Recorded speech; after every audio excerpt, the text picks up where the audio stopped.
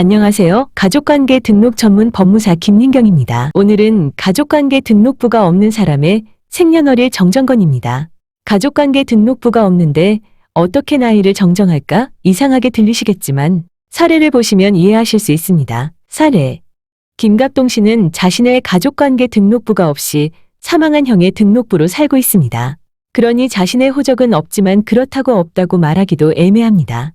형의 호적으로 살고 있으니까요. 그런데 김갑동 씨는 형의 호적으로 살다 보니 실제 나이보다 2살 많게 되어 있습니다. 그래서 원래 자신의 나이로 정정하고 싶은데 김갑동 씨는 어떻게 하면 자신의 실제 나이로 정정할 수 있을까요? 솔루션.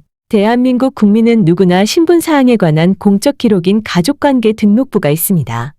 2008년 1월 1일 이전에는 호적부가 신분사항을 공시하는 기능을 하였으나 지금은 호적제도가 없어지고 가족관계 등록부가 호적 역할을 하고 있습니다. 호적이 없는 사람을 무적자라고 하고 가족관계 등록부가 없는 사람은 무등록자라고 합니다.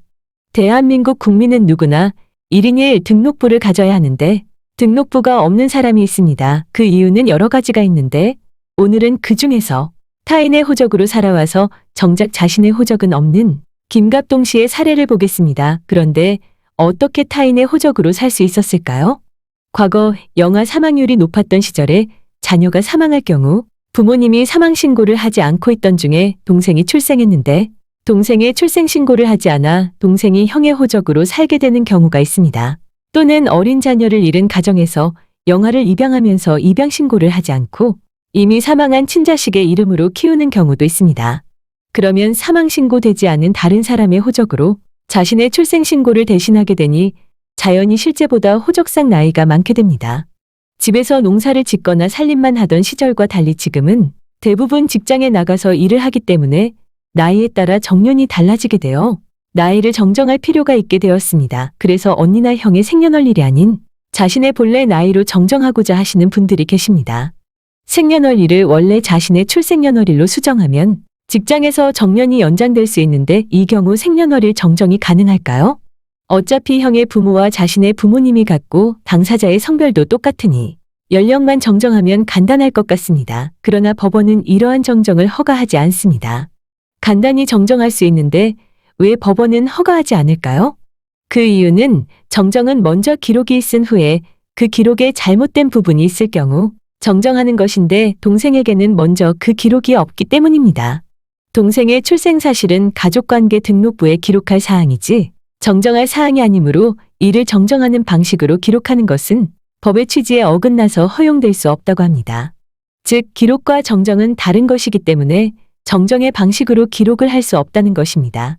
쉽게 말하자면 정정이란 원래 이미 기재된 것을 바로 잡는 것인데 애당초 동생에 대한 기재 자체가 없으니 바로 잡을 수도 없다는 것입니다.